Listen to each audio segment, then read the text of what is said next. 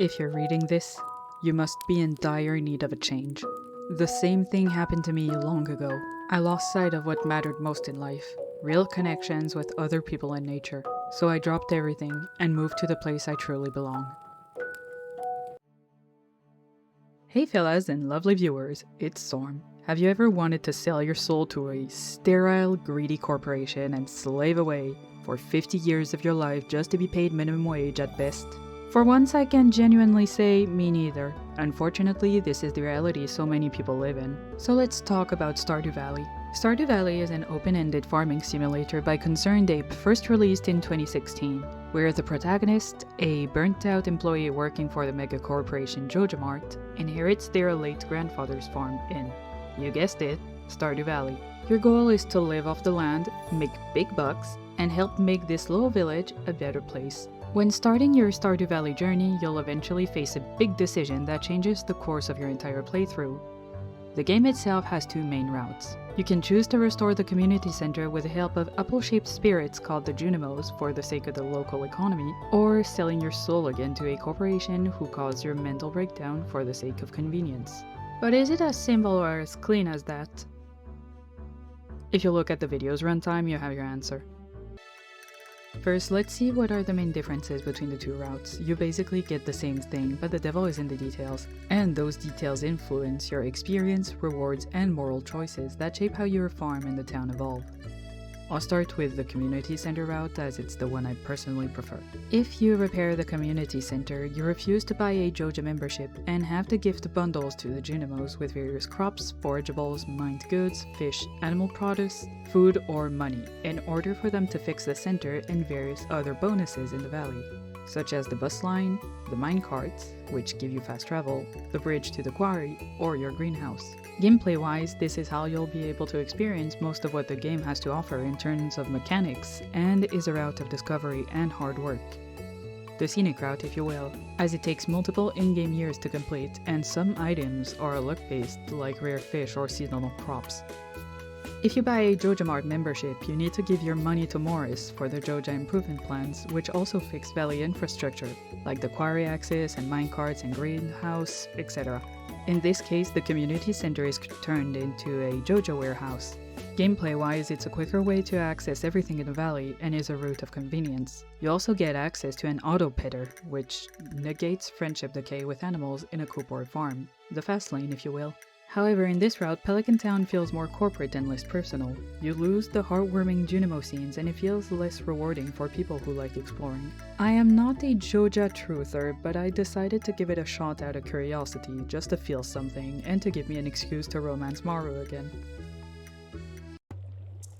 Before we go into the thick of it, I want to put out a disclaimer. I personally prefer the community center, but I am not here to bash people for liking the Joja route. Making a game like Stardew Valley takes time, effort, and dedication. If Concerned Ape put in the blood, sweat, and tears to create the Joja route, then he wants people to be able to experience the Joja route, or else it wouldn't even be an option. There is no right or wrong way to play Stardew Valley. This video is just a yap fest as I collect my thoughts about the game and its economy and parallels to the real world, as I try the Joja route for the first and maybe last time. I thought that I would feel dirty by trying out the Joja route.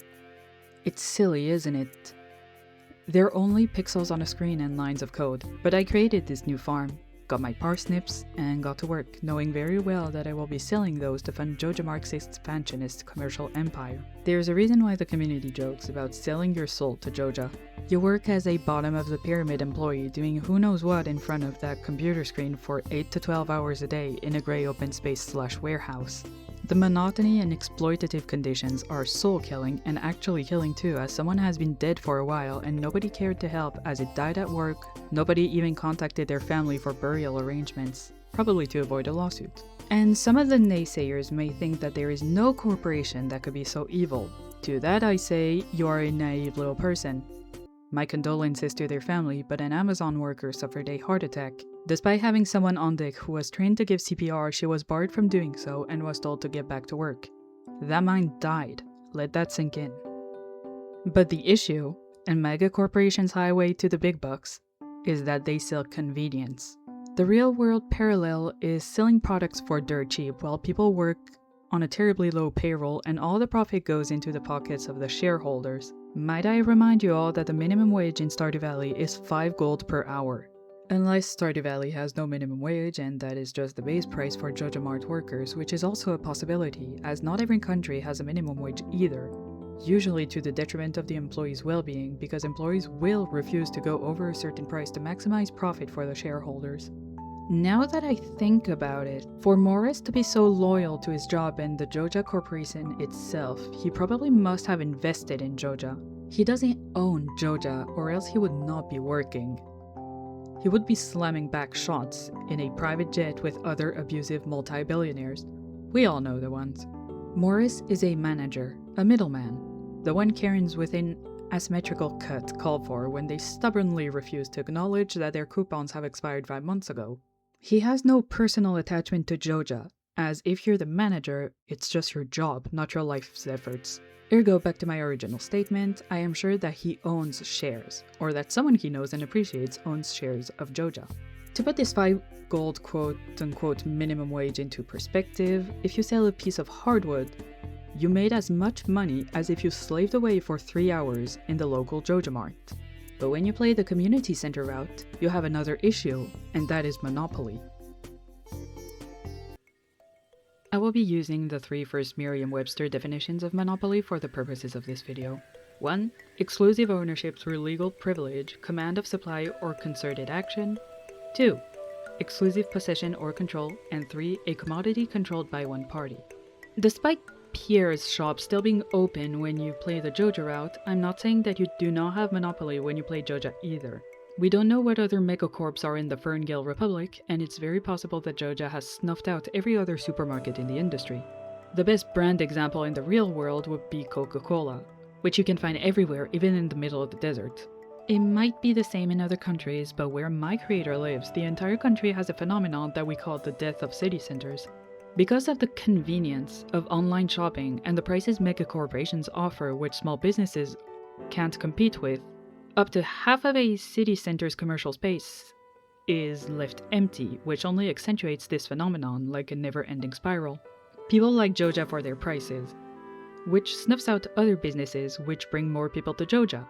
Just wait until they raise their prices and there's no other alternative, because it will happen. Not in the game, but in real life. If it's cheap, it means that they're cutting costs somewhere. Wages often. Let me remind you again that Joja employees are paid 5 gold an hour. I would have to slave away at the store for 4 hours to buy a packet of parsnip seeds. The thing you get 15 of for free at the start of the game.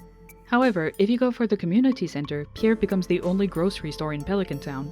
We have no way of regulating our prices or selling our products ourselves. At a market, for example, or at the Stardew Valley Fair. I will suppose that the prices for farm produce are regulated by the government because of the war with the Empire to avoid inflation rates going through the roof, as we have all been seeing since 2020. Still, Pierre sells our produce at a markup with a certain percentage that we have no control over, and that doesn't help the population's purchasing power. If the Ferngale Republic is anything like where my creator lives, Pierre would also not be allowed to sell his merchandise and lose money. You cannot sell at a loss, basically. If Joja disappears from Pelican Town, Pierre still would have everyone buying food and other things from his shop, as it's the only one in town. He doesn't need that much of a markup percentage, but despite being a small business owner, he mirrors behavior seen in megacorp CEOs, in which he also wants to open shops all over Stardew Valley and have his store be the one everyone goes to shop at. He does not need that gold. As I say, he probably owns his house and the store, so he doesn't need to pay rent, and he will be the only general store in town. So he will have a steady rotation of clients. Between the two, there is no good or bad person, but a mirror. And I'm not talking about everything that happens outside of their business practices, like Pierre's secret stash, for example. As I say, there are 2 sides of a same coin. There is someone that is probably corrupt by a mega corporation and is determined to close down a small business to expand Joja Mart's empire. There is someone that owns a small shop, but is greedy and isn't against schmoozing with government officials to make more money, or avoid spending more money, in the case of taxes, for example. But if these 2 are equally bad, why this video? The farm doesn't change. You are working alone, buying things and amassing insane amounts of wealth. What for? Sure, you buy stuff from the community, but to reach perfection, you need to splurge on a golden clock. Why? Who knows? I certainly don't, but if you have a theory, please say it in the comments, because I genuinely do not know why the golden clock is required to reach perfection. In the end, does the route we pick matter that much? Isn't it the same? I mean, of course not, it's not the same, or else this video wouldn't make sense. Do I, Storm TheRobot, play Stardew Valley for some escapism? Somewhat. You'll never catch me living in a city with less than 100,000 inhabitants. Small town life may sound perfect for you, and if it does, I'm glad that you found what you like. But the lack of anonymity and convenience that comes with it sounds like my own personal hell. I'm a robot that likes big cities and will probably stay in one for my entire virtual non-life. The reason why I'm a community-centered truther is because picking Joja mark doesn't feel rewarding. Maybe it's because my creator is stuck in a situation where their job management is as bad as Joja. I mean, no one died yet, but that's a low bar, but that's a story for another day. In this world, inflation is going through the roof. We have crisis after crisis. The world is on fire, and the rise of repressive political movements enhanced by how omnipresent social media is. And now you have AI to top it all. You just need a break. And Stardew Valley is this escapist fantasy. Or at least one of them. See, nobody dreams of labor. You can dream of a job, if you feel like it's your calling, but nobody dreams of wasting away your life working for 80 hours a week. Nobody dreams of being yelled at by Karens and management all day long. Nobody dreams of being dehumanized and treated like a simple cog in a machine, another brick in the wall, as Pink Floyd would sing. Nobody dreams of listening to workplace gurus who dare say that the company is a symbiotic ecosystem when the power imbalance is here and your boss hates you and fired the only person keeping the company together and nobody's hiring and inflation is through the roof and the minimum wage isn't enough to live. And according to psychology, workers are happier and more productive when they work shorter hours at a better wage and have coverage in case of an injury or incapacity to work. I mean, yeah, duh, but nobody in a position of power wants to hear that, yet it has been proven time and time and time again. Enter Stardew Valley, which starts very somberly when you start a new farm. The first cutscene you have, well, you see your dying grandfather who talks about life crushing you like it's inevitable, it will happen. It's called being an adult or whatever. And fast forward a few years, like a self-fulfilling prophecy, you work at Amazon, I mean Walmart, I mean Coca-Cola, I mean LVMH, I mean Shein, I mean Temu, I mean Target, I mean Joja Mart. If you play the Joja route from a storytelling perspective, from a roleplay immersion perspective, you live your soul-killing corporate life, and sometimes deadly corporate life. Your grandfather has gifted you a farm and a chance to start over and create a new life for yourself. And you decide to become a bumpkin Joja bootlicker? To me, it doesn't feel fulfilling. Picking Joja feels like a never-ending hell, a never-ending cycle, and leaving the city to start a new life would have been all for nothing. So, in the end, which route is better?